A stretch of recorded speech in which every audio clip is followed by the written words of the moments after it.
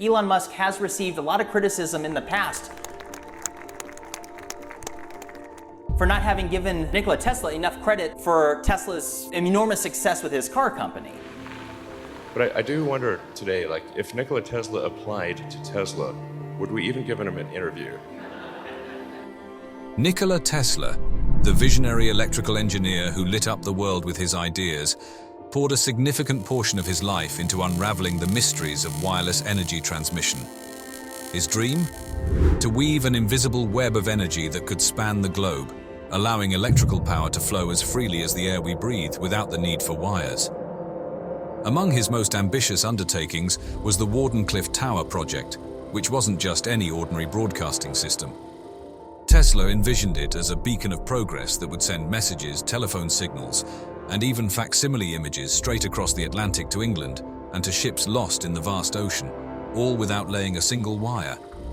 But there's more to it. The tower was designed to tap into the Earth's ionosphere itself, creating a pathway for the wireless transmission of electrical energy across vast distances. Meanwhile, thousands of years before Tesla, the Great Pyramid of Giza stood tall against the sky, a testament to the ancient world's ingenuity. Great Pyramid stands about 450 feet tall, but its original height was 481 feet tall. While it's widely recognized as a monumental tomb for Pharaoh Khufu, some have speculated that this structure was much more than a mere resting place for the deceased. A captivating theory suggests that the Great Pyramid might have served as a colossal power plant, capturing the Earth's vibrational energies. Imagine the pyramid with its limestone and granite layers interwoven with quartz crystals, humming with the Earth's vibrations and possibly converting this energy into electricity, acting as a gargantuan resonator. The parallel between Tesla's futuristic visions of wireless energy and the supposed function of the Great Pyramid is nothing short of fascinating. Both stand as milestones in humanity's quest to harness and distribute energy in novel ways. Tesla's work represented a leap toward the future, while the pyramid, according to some theorists, hints at an ancient wisdom lost to time. Tesla's journey into the world of resonant frequencies led him to invent the Tesla coil, capable of generating high-voltage, low-current, high-frequency, alternating current electricity. He believed that the Earth could serve as a conductor, resonating at a specific frequency that could be used to wirelessly transmit energy. The Great Pyramid's design, its dimensions, orientation, and the materials used in its construction suggests it was built to tap into the Earth's resonant frequencies, much like Tesla aimed to do with his experiments. This alignment suggests a profound understanding of natural energies that transcends time, from the ancient Egyptians to Tesla's modern scientific explorations. Tesla envisioned a world interconnected by an invisible web of energies, enabling the direct global transmission of power into homes, industries, and vehicles without reliance on physical connections. This revolutionary concept remains a beacon of innovation today.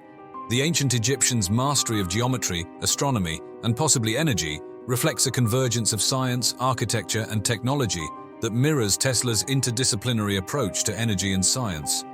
One theory posits that both Tesla's groundbreaking work and the architectural marvels of the pyramids are manifestations of humanity's enduring quest to master the unseen forces of nature for the betterment of civilization. The idea that the Great Pyramid could function as a resonator, amplifying and transmitting energy in a manner akin to Tesla's envisioned global wireless system, underscores a remarkable parallel between two vastly different eras, united in their quest to harness the natural world for energy transmission. Nikola Tesla's captivation with the geometry of nature and human-made structures, particularly the pyramids, wasn't just a fleeting interest. He saw in these shapes the keys to the universe's energies, believing that they held profound secrets about the world around us. His fascination is evident in how geometric principles were woven into the fabric of his experiments and inventions, especially those focusing on electromagnetic fields and energy transmission. Tesla's pursuit of geometric perfection wasn't just for aesthetic pleasure. He believed it was essential to enhancing the efficiency and effectiveness of his creations. Meanwhile, the Great Pyramid of Giza, a marvel of ancient engineering, stands as a testament to a sophisticated understanding of geometry and astronomy. Its precise alignment with the cardinal points and its slope, echoing the golden ratio, suggests that its builders possessed a deep knowledge of the world that rivals modern understanding. This pyramid, according to some theories, might have been more than just a grand tomb. It could have been an advanced machine designed to harness the Earth's energies. Such a notion aligns seamlessly with Tesla's lifelong mission to tap into and utilize the planet's natural forces. Tesla's deep respect for the numbers 3, 6, and 9, which he considered profoundly significant to the universe's structure, finds an intriguing parallel in the dimensions of the Great Pyramid. These numbers appear repeatedly not just as measurements, but in the relationships and proportions that define the pyramid's architecture. It's as if both Tesla and the ancient Egyptians were tuned into a universal harmony, expressed through these sacred numbers. The comparison between Tesla's Wardenclyffe Tower and the Great Pyramid is particularly striking. Despite the vast differences in time and culture that separate their creators, both structures are thought to have been conceived with a similar purpose in mind: to harness and manipulate the Earth's natural energies for the betterment of humanity. Tesla's vision for the Wardenclyffe Tower as a means to distribute wireless energy globally mirrors the speculated function of the Great Pyramid as a giant resonator or capacitor, capable of accumulating and directing the Earth's electromagnetic forces. Tesla's experiments and designs, particularly those related to wireless energy transmission, can be seen as a modern application of principles that might have been understood, in another form, by the builders of the Great Pyramid. The idea that both Tesla and the ancient Egyptians aimed to design structures that could interact with natural forces on a grand scale suggests a shared understanding of the world's inherent energies. Moreover, the mathematical precision found in the Great Pyramid, with its use of the golden ratio and the incorporation of pi and phi in its dimensions, reflects a cosmological blueprint that seems to resonate with Tesla's own work. Many of Tesla's notes and experimental findings echo this mathematical harmony, suggesting a belief in the power of geometric ratios and alignments to access and manipulate natural energies. As we delve into the connections between Tesla's work and the Great Pyramid, it becomes clear that both represent a profound quest to understand and harness the energies of the natural world. Through their legacy, we are reminded of the timeless pursuit of knowledge and the power of geometric harmony in unlocking the secrets of the universe. Diving deep into the heart of the Great Pyramid of Giza, researchers and visitors alike have been captivated by its internal chambers' remarkable acoustic properties. Sounds within these ancient stone walls are not merely heard, they are felt, resonating deeply as if the pyramid itself is singing. This acoustic marvel suggests that the ancient Egyptians might have possessed an advanced understanding of acoustics, rivaling even that of modern concert hall designers. The way chants and music come alive within these chambers hints at a deliberate design for acoustical resonance, a feature that seems too sophisticated to be mere coincidence. Parallel to the acoustic wonders of the Great Pyramid, Nikola Tesla, a name synonymous with groundbreaking advancements in electricity and electromagnetism, ventured into the realm of acoustics. Tesla explored how sound frequencies could affect physical objects, uncovering that certain frequencies could induce resonance. This wasn't just a minor curiosity for Tesla.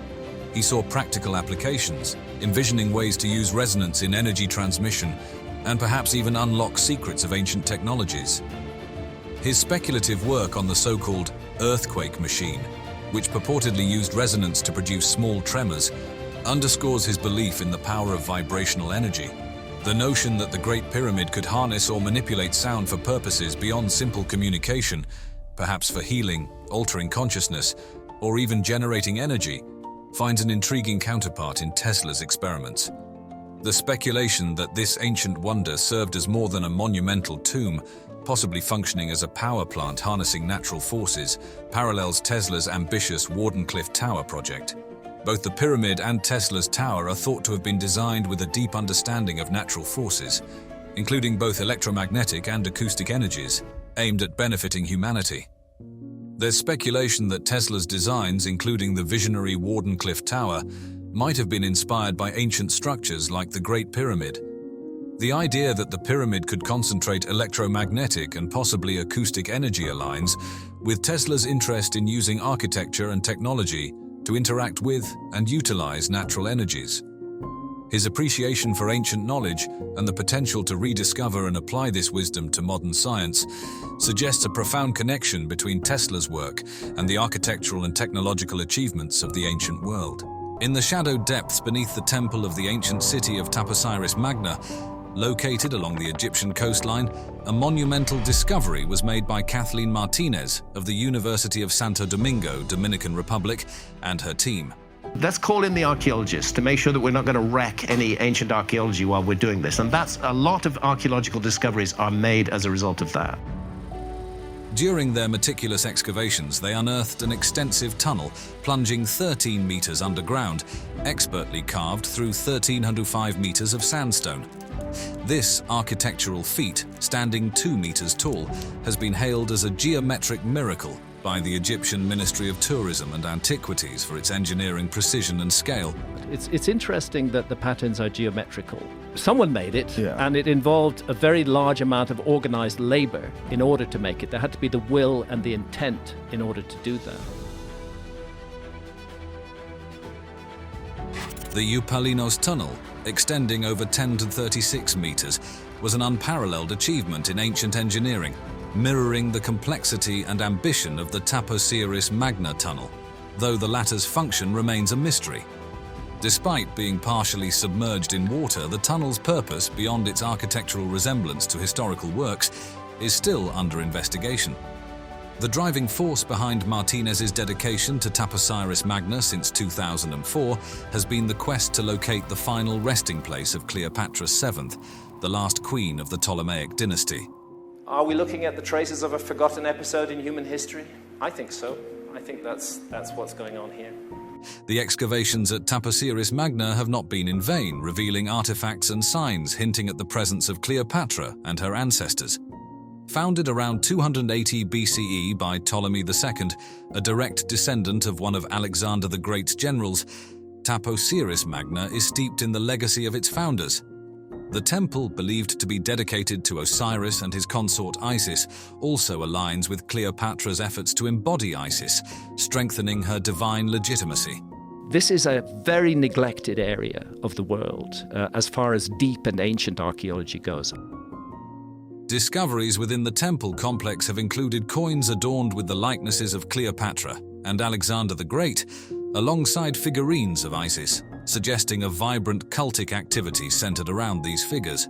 Additionally, Greco-Roman burial shafts unearthed within the site hint at the potential for finding tombs similar to those Cleopatra and her consort Mark Antony might be interred in, raising the possibility of uncovering their final resting places.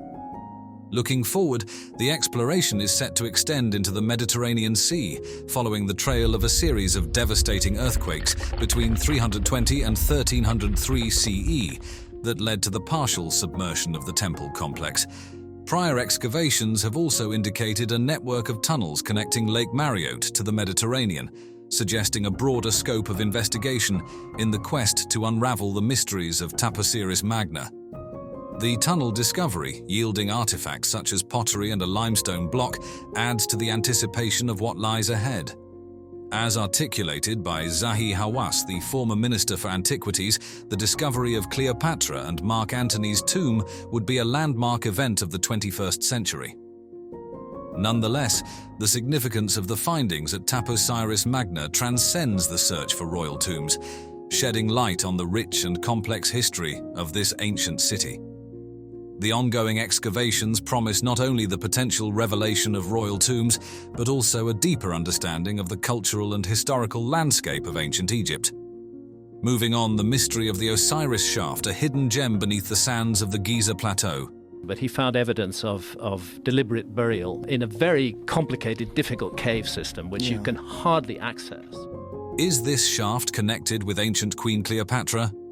This ancient marvel is a deep dive into Egyptian engineering brilliance and a profound testament to their religious beliefs. Carved straight into the bedrock and plunging about 30 meters, which is nearly 100 feet underground. It's a 3-level journey into the past, where architecture meets the afterlife. Right at the doorstep of the Pyramid of Khafre, the entrance to this subterranean complex is anything but ordinary. It's like stepping into a different realm, starting with a modest antechamber that serves as your welcome or warning of the mysteries that lie ahead. This first stop is simple yet precise, a showcase of the ancient Egyptians' mastery over stone, but the adventure only deepens from there. A narrow passage takes you to the second level, a larger space carved with burial niches. Imagine this as a VIP section for the afterlife, likely reserved for those with a direct line to the gods or high standing in society. It's a clear sign that you're moving closer to something sacred. Then comes the final plunge to the heart of the Osiris shaft. Here, in the deepest chamber, you're greeted by a scene straight out of mythology.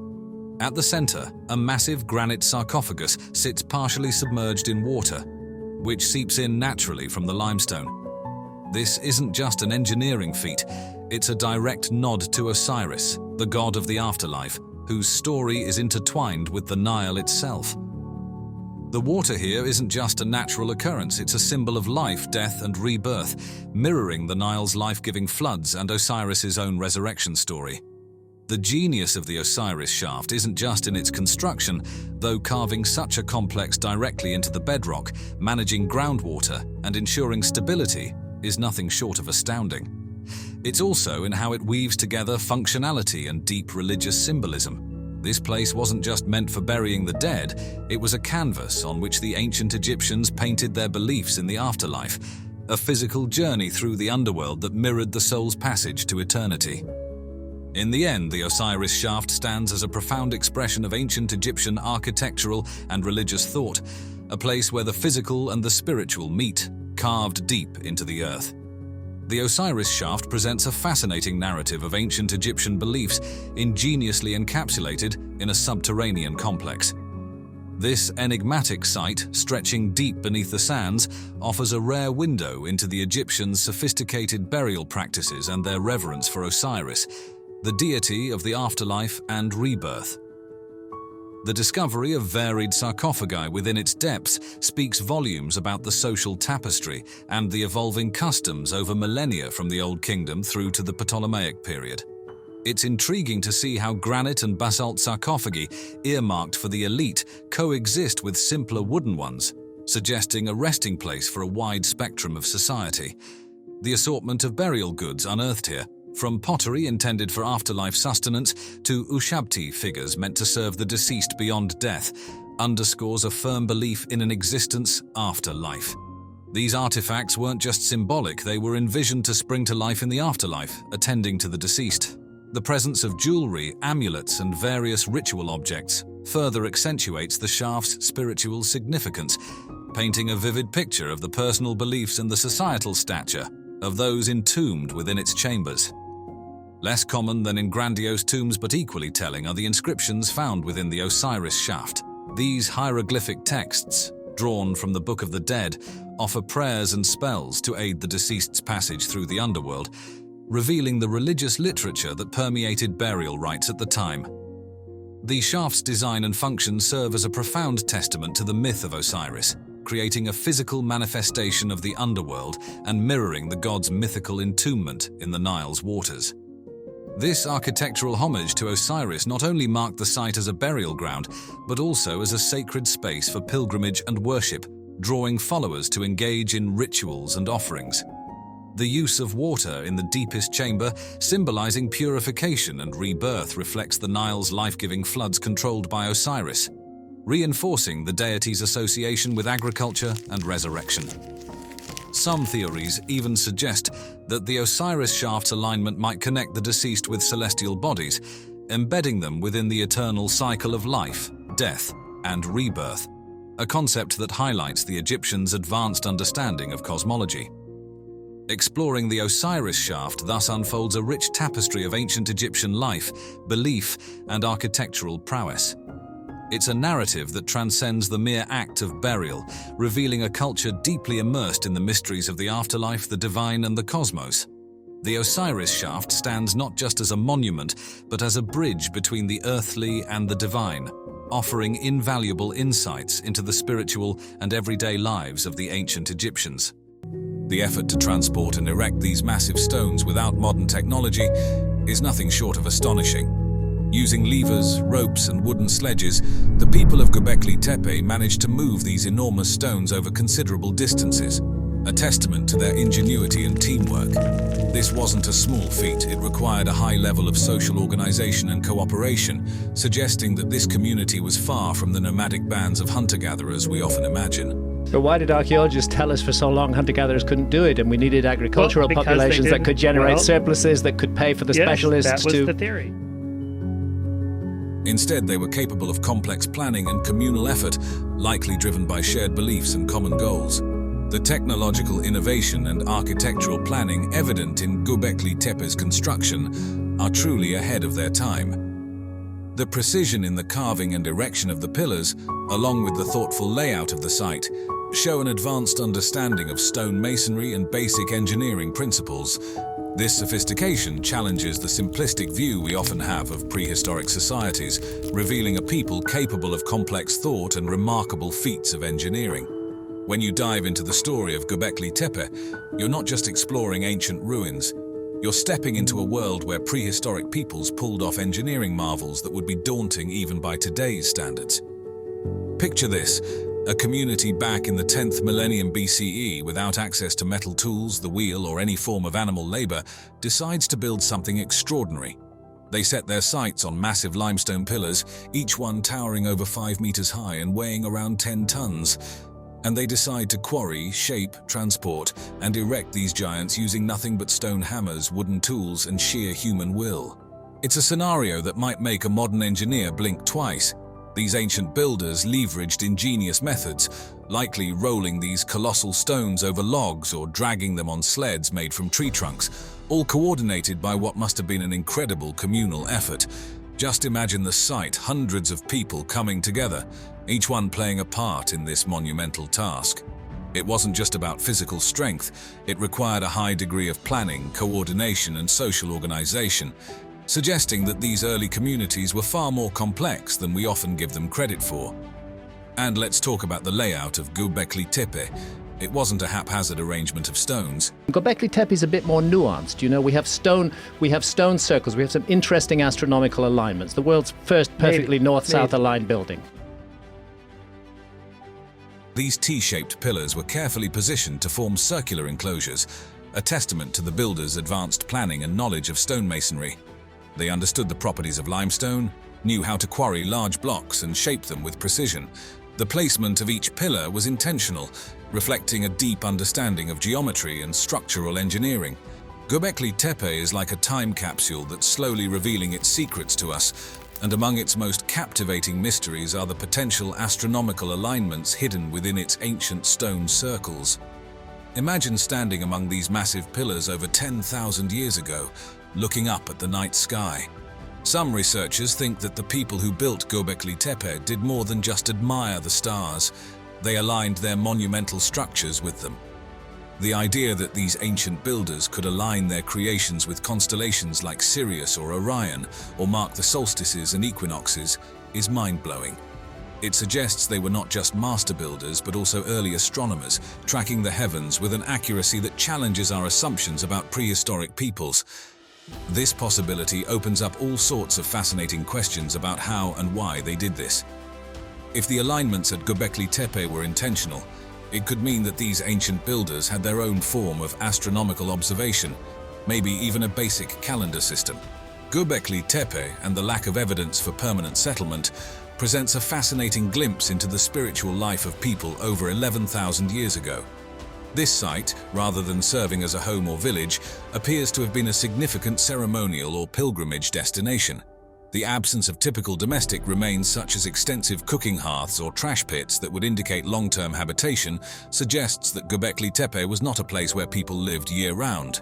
Instead, it was likely visited by various groups for specific purposes, possibly related to religious or spiritual practices.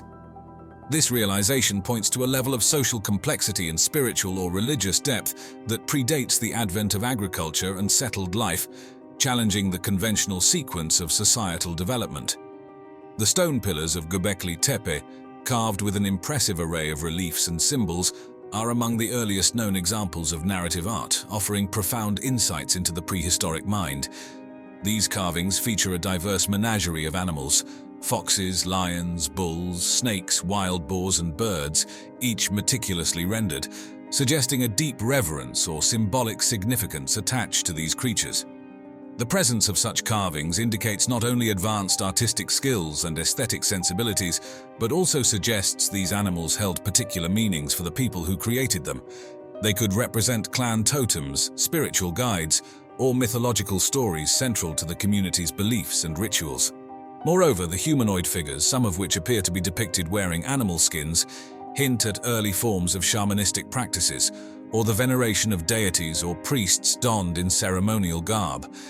These figures could represent intermediaries between the physical world and the spiritual realm, playing crucial roles in the rituals and ceremonies conducted at the site. The abstract symbols found alongside the more representational carvings add another layer of complexity to our understanding of Gobekli Tepe's spiritual significance. These symbols could be early attempts at encoding sacred knowledge, marking significant events, or conveying complex concepts related to cosmology, theology, or social order. The carvings on Gobekli Tepe's pillars, therefore, are not merely decorative, but are deeply imbued with meaning, serving as a tangible connection to the beliefs, rituals, and cosmologies of prehistoric peoples. They provide a window into a world where spirituality was expressed through the medium of stone, and where the natural and supernatural realms were closely intertwined. The story of Gobekli Tepe is like something out of a movie, an ancient site buried under tons of soil and debris around 8000 BCE, only to be rediscovered and shake up everything we thought we knew about the dawn of civilization. This wasn't just a case of a lost city getting swallowed up by the sands of time. It was an intentional act, a massive project that likely took as much effort and organization as the construction of the site itself. Why would a society go through such lengths to bury this place? The theories are as fascinating as they are varied, ranging from ritualistic closure to a strategic move for preservation against natural disasters or even invasions. But here's the kicker. Gobekli Tepe turns the Neolithic Revolution's narrative on its head. The common story is that agriculture kick-started the rise of complex societies and monumental architecture.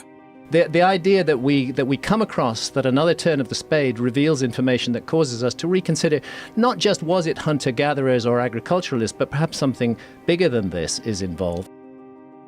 Yet here we have an elaborate complex built by hunter-gatherers long before farming took hold. It suggests that the impulse to gather for religious or ceremonial reasons might have been a driving force behind settling down and forming communities. This discovery forces us to rethink not just the timeline of human history, but the very factors that drive societal development.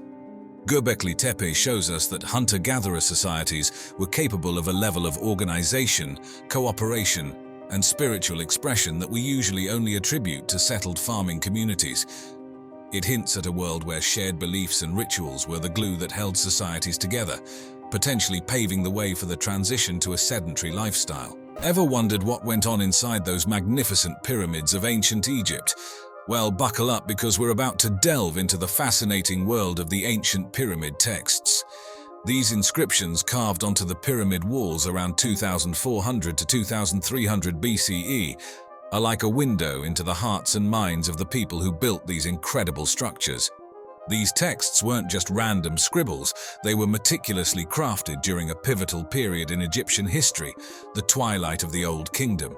This era is famous for the iconic pyramids, those towering tombs for pharaohs. The pyramids themselves are a testament to the Egyptians' architectural genius and their deep understanding of math and engineering. But the pyramid texts are more than just historical footnotes. They're the earliest known religious writings from Egypt, offering a glimpse into the beliefs and practices of this ancient civilization. They're like cultural snapshots, showing how art, architecture, and religion were all woven together. The pyramids themselves were seen as the ultimate expression of both religious devotion and the pharaoh's supreme power. Speaking of power, the pharaohs of the Old Kingdom weren't just seen as leaders, they were considered living gods. This concept of divine kingship was the glue that held society together, justifying the pharaoh's absolute authority.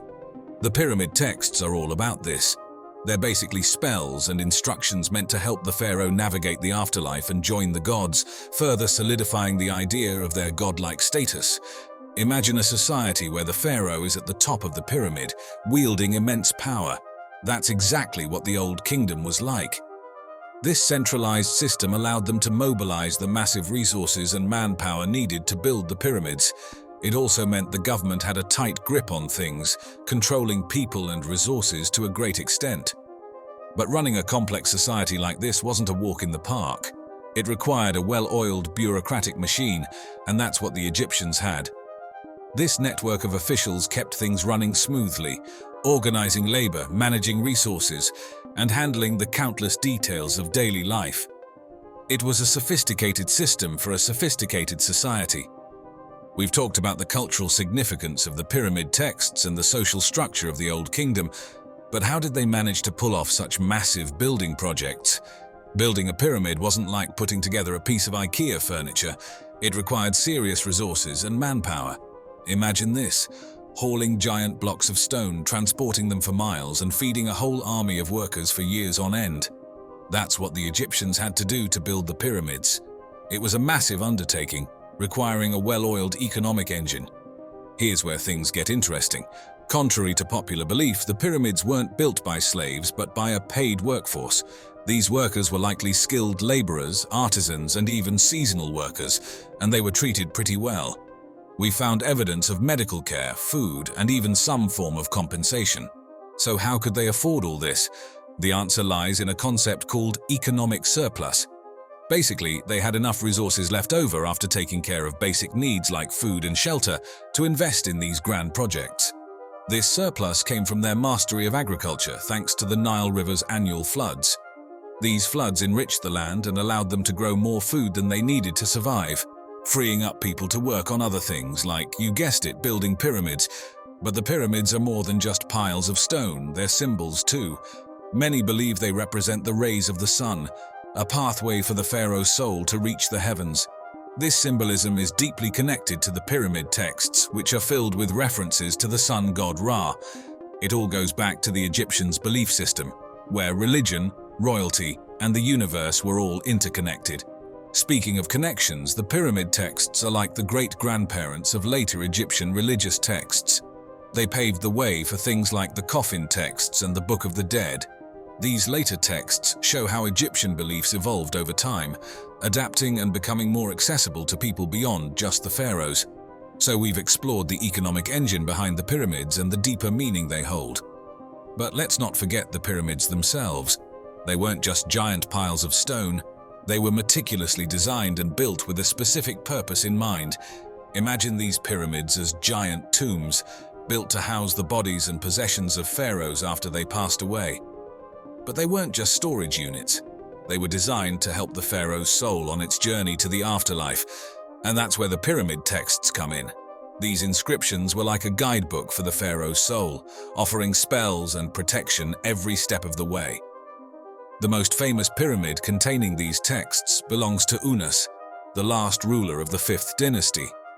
His pyramid, located in Saqqara, was the first to include these inscriptions, paving the way for future pharaohs to follow suit. Think of it like a new trend. Once Unas did it, other pharaohs like Teti, Pepi I, and even Pepi II decided they wanted pyramid texts too. These texts weren't just scribbled on any old piece of papyrus. They were painstakingly carved into the very walls of the pyramids by skilled artisans. Imagine the dedication and precision it took to etch those intricate hieroglyphs into stone. This not only shows the skill of the craftsman, but also highlights the importance of the texts themselves. They were considered so sacred and valuable that they deserved a permanent and prominent place within the pyramids. Speaking of sacredness, these texts were like the holy scripts of their time. They contained spells, prayers, and hymns, all designed to ensure the pharaoh's safe passage to the afterlife and even his transformation into a god. The fact that they were placed inside the pyramids, which were themselves seen as sacred spaces, further emphasizes their importance. But here's the interesting part. Initially, these texts were an exclusive club. Only the pharaohs got to enjoy their benefits, further solidifying their divine status in society. It kind of reflects the hierarchical structure of the time, where access to certain religious practices and texts was restricted to the privileged few. However, things eventually changed. Over time, the concepts and spells found in the pyramid texts started to trickle down to the broader Egyptian population. This led to the development of the coffin texts, and later the famous Book of the Dead. These later texts mark a turning point, making spells and rituals for the afterlife more accessible, not just for the pharaohs, but for regular people too. So the pyramid texts, originally exclusive to the pharaohs, became the seed for a more democratic approach to the afterlife in ancient Egypt. Now, imagine unearthing a piece of history that rewrites what we know about writing. That's exactly what happened in the 1920s when the Kish tablet was discovered in the ancient city of Kish, Mesopotamia. This wasn't just any clay tablet. It was a game changer, offering a glimpse into the very origins of writing and the fascinating society that developed it. Kish was no ordinary town. Located along the Euphrates River, it was a bustling hub of trade, politics, and culture, attracting people from far and wide. This melting pot of cultures likely played a key role in the birth of writing, as different people brought their own symbols and ways of record-keeping, eventually leading to the development of proto-cuneiform script. The discovery of the Kish tablet itself is a story of collaboration. Archaeologists from the Field Museum of Natural History, led by Stephen Langdon, joined forces with other experts to uncover the secrets of Kish. Back then, excavation techniques were evolving, becoming more systematic and meticulous, which was crucial for carefully preserving and documenting this historic find. But what's so special about this tablet? Well, the writing system on it is like a Rosetta Stone of the ancient world. It's one of the earliest examples of written communication, showcasing the transition from picture-based symbols to the complex wedge-shaped script known as cuneiform. This shift reflects the growing complexity of Sumerian society, as people needed new ways to keep track of things. The creation and use of the Kish tablet also hint at a well-organized society. Imagine a city-state managing resources, governing its people, and even engaging in trade with other regions. Writing wasn't just about leaving messages, it was essential for recording transactions, laws, and important decisions. But the impact of writing goes beyond practicalities. It opened doors for cultural expression and the preservation of knowledge. With writing, the Sumerians could record their myths, laws, and historical events, ensuring they weren't lost to time. This paved the way for the rich literary traditions that flourished in the ancient Near East. The Kish tablet is a reminder that writing wasn't just a random invention. It was a necessity for keeping complex societies running smoothly. It also opened doors for cultural exchange and the preservation of knowledge across generations. This discovery continues to spark debates among scholars, with some questioning whether writing originated independently in Mesopotamia or was influenced by other cultures. The mystery surrounding the exact function and content of the tablet adds to its allure, making it a captivating piece of history that continues to captivate archaeologists and historians alike. The king's chamber itself is a testament to the Egyptians' advanced understanding of materials and construction techniques. Carved from red granite brought all the way from Aswan, over 800 kilometers away, the chamber's very walls speak of a civilization capable of monumental feats of logistics and engineering. The room's dimensions, about 10.47 meters by 5.234 meters, and 5.974 meters high, are thought to be imbued with symbolic meaning, perhaps aligning with celestial or pharaonic principles. If we're only looking for a mere reflection of ourselves, we could overlook it completely. I think we're getting very close to rediscovering some of the things that our ancient ancestors were up to. At the chamber's center lies a red granite sarcophagus, believed to be the intended resting place of Pharaoh Khufu, though intriguingly, no human remains have ever been discovered within it.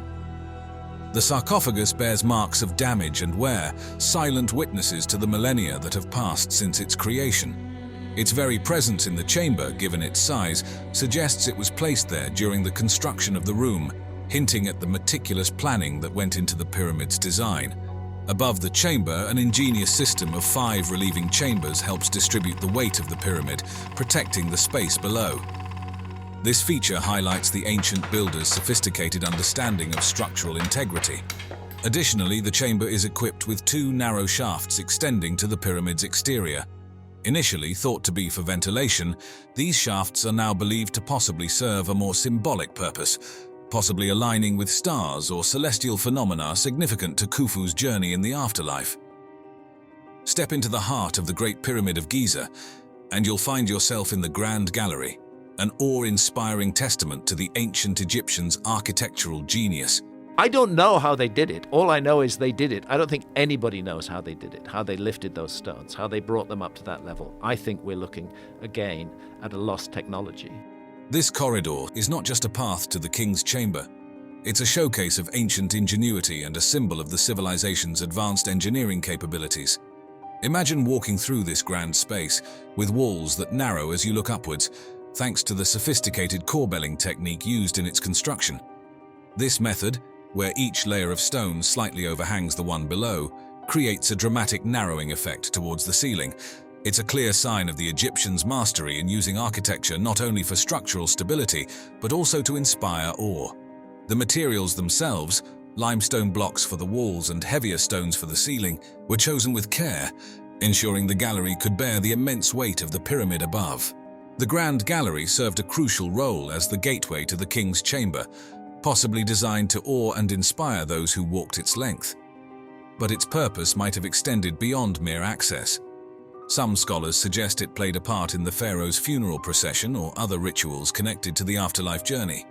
Features like the Great Step, a massive stone at the gallery's end, and various slots and holes along its walls hint at a space designed for more than simple passage, possibly aiding in the construction of the chamber. Moving on to another fascinating marvel of the pyramid, the Queen's Chamber. It holds mysteries that have puzzled scholars and enthusiasts for centuries. Despite its regal name, it's widely believed that this chamber was never intended as a final resting place for a queen. The lack of any burial artifacts and its distinctive features have sparked endless speculation about its true purpose.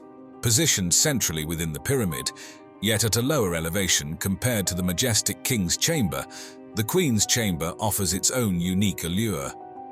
Imagine venturing about 20 meters above the ground level through a corridor extending from the Grand Gallery to discover this intriguing space. Its dimensions create an unexpectedly spacious environment, with a pointed roof reaching up towards the pyramid's core, adding to the chamber's grandeur. One of the chamber's most striking features is a large niche in the eastern wall. Standing about 4.6 meters high, this vertical recess has baffled many. Was it intended for a statue serving a symbolic or ritualistic purpose, or does it hold a deeper meaning related to the pharaoh's journey in the afterlife?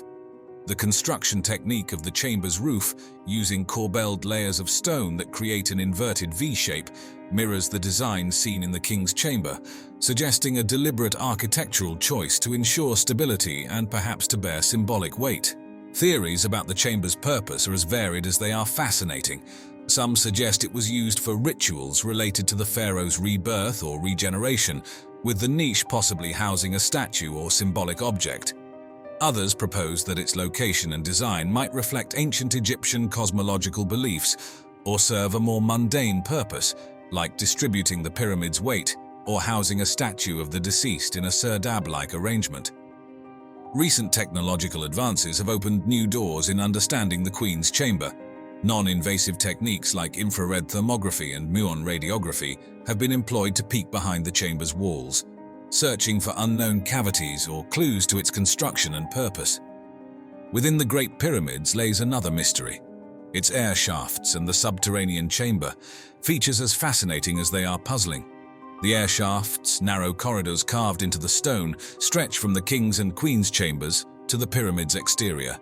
These aren't your average architectural elements. Their design, discovery, and speculated purposes are a treasure trove of intrigue and speculation. First off, these air shafts are tiny, just about 20 by 20 centimeters, too narrow for any human to pass through. They zigzag with precision towards the heavens, pointing to specific regions in the sky that held great significance in ancient Egyptian cosmology. Discovered in 1872 by the engineer Wayman Dixon, the shafts from the Queen's Chamber were a late find in the pyramid's history, adding layers to the mystery surrounding this ancient wonder. Originally thought to ventilate the chambers, this idea doesn't hold up for the Queen's Chamber shafts, which don't quite reach the exterior. Instead, the prevailing theories are far more mystical. Some believe these shafts were aligned with stars or constellations like Orion and Sirius, linking the pharaoh with the gods of the afterlife. The intrigue doesn't end there. With modern tech, robotic cameras probe these shafts, uncovering doors and chambers within, deepening the mystery. What were these ancient engineers up to? The plot thickens with the subterranean chamber, a rough-hewn space carved into the bedrock. Unlike the finished elegance of the pyramid's upper chambers, this one's all raw edges and mystery, suggesting it was abandoned mid-construction. Was it intended as Khufu's original tomb? A symbolic underworld? Or something more practical, like a flood defense? Theories abound, but no one's quite cracked the code. This chamber's unfinished nature has led to all sorts of speculation about its purpose and why it was left incomplete. Imagine stumbling upon a hidden chamber within one of the world's oldest and most mysterious monuments. That's exactly what happened when scientists discovered the Big Void, a revelation that's as thrilling as it is mystifying.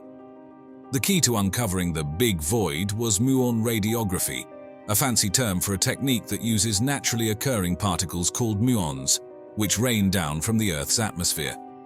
These particles have the unique ability to penetrate solid stone, providing a way to peek inside the pyramid without drilling or causing damage.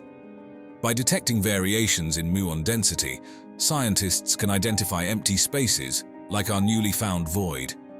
This discovery was the result of international teamwork, part of the Scan Pyramids project, which brought together experts from around the globe to explore the pyramid's innermost secrets.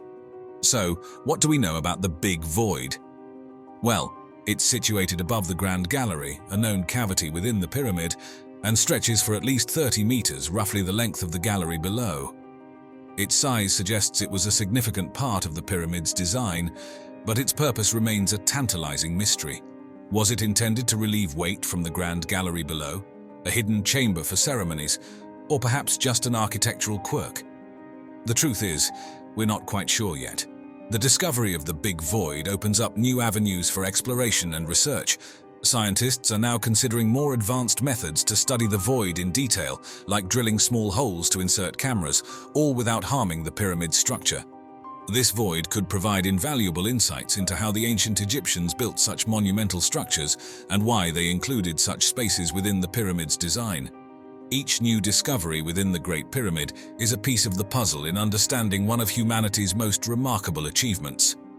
The Big Void isn't just an empty space, it's a reminder of the mysteries still waiting to be solved and the stories of the past yet to be told. Located near modern Cairo in the ancient city of Heliopolis, known as Iunu in ancient times, the lost temple of Nectanebo I provides crucial insights into the religious and cultural life during the 30th dynasty of Egypt, when Nectanebo I ruled from 380 to 362 BC. Heliopolis was not only one of the oldest cities of ancient Egypt, but also a major religious hub, celebrated for its majestic temples and as the center of worship for the sun god Ra. The temple, which is dedicated to the creator god Atum, plays a significant role in understanding the period. Atum was associated with the sun and creation, embodying the cycle of life, which made him a central figure in the religious practices at the time. The temple's strategic location and dedication highlight its immense religious importance.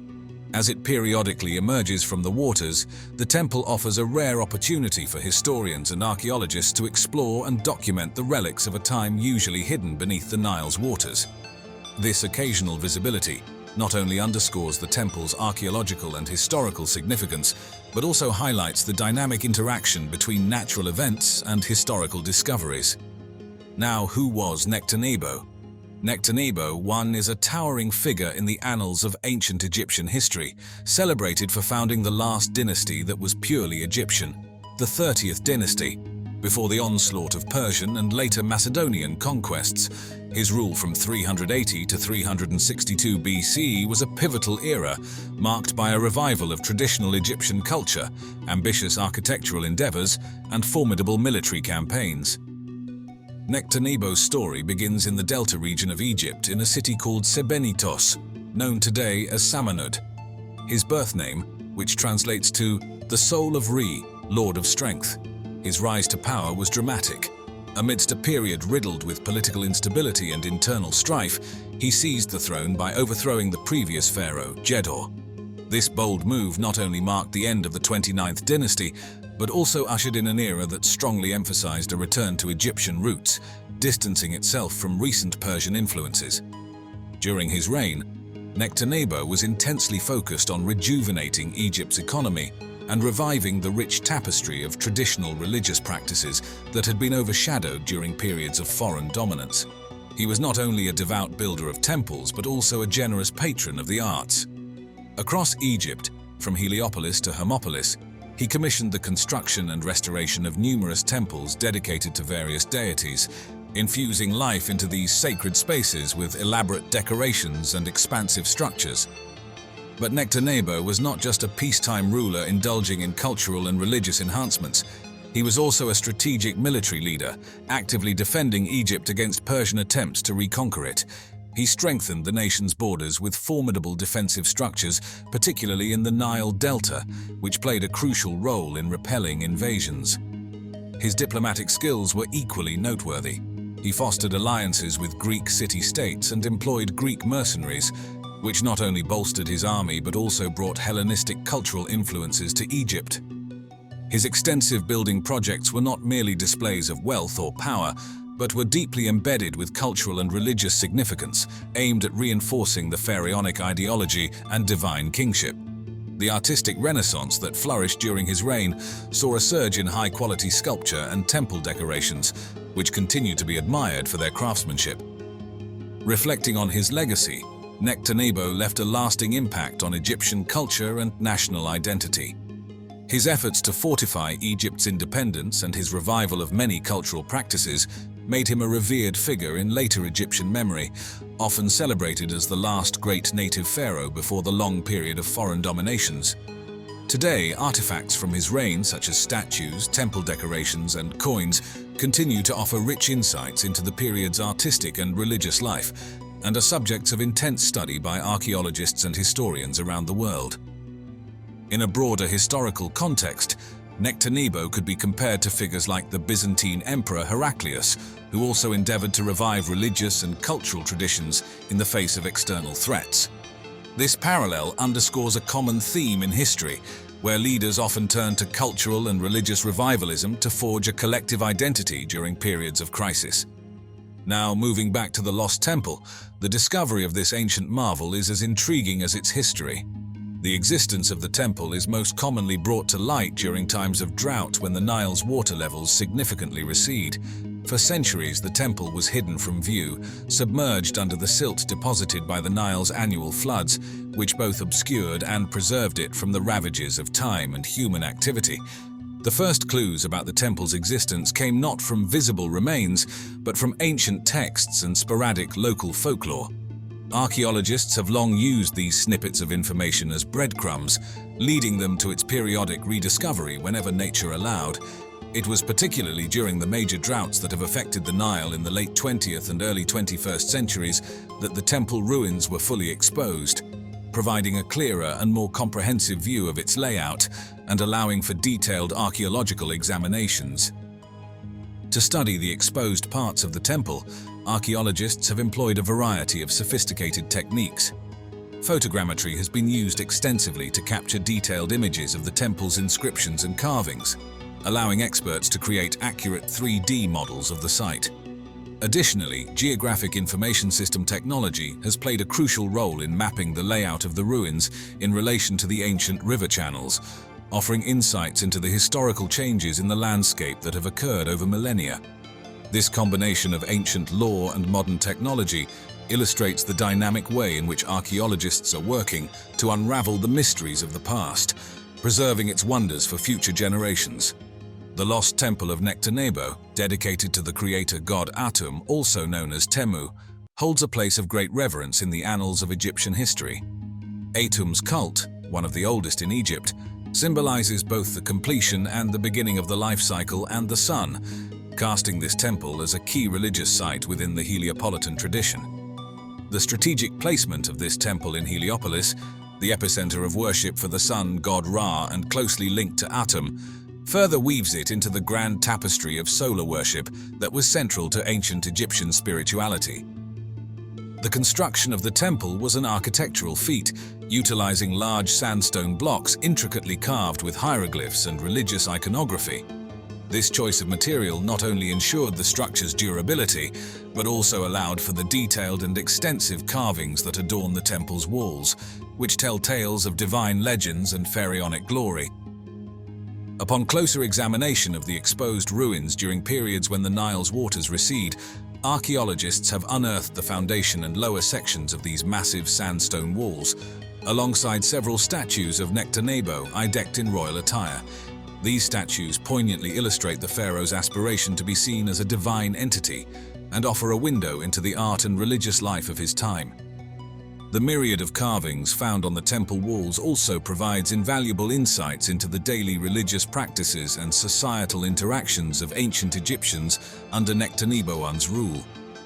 The grandeur of the temple not only underscores the religious complexities of Nectanebo I's reign, but also reflects the political power and stability he commanded, as only a prosperous and stable ruler could undertake such an ambitious construction project. However, the intermittent visibility of the temple due to changing Nile water levels presents significant challenges for its conservation. The alternating exposure to air and water not only threatens the preservation of this ancient marvel, but also accelerates the deterioration of the stone and inscriptions. Despite these challenges, each period when the temple surfaces provides a crucial opportunity for further study and preservation efforts. Archaeologists and historians are continually aiming to delve deeper into the temple's structure during these windows, hoping to uncover more artifacts and possibly other structures associated with the temple complex that could shed further light on this historic sanctuary. This ongoing exploration and the efforts to safeguard the temple's integrity ensure that each chapter of its exposure helps piece together more of the past, maintaining a bridge to an era that shaped the foundations of modern civilization.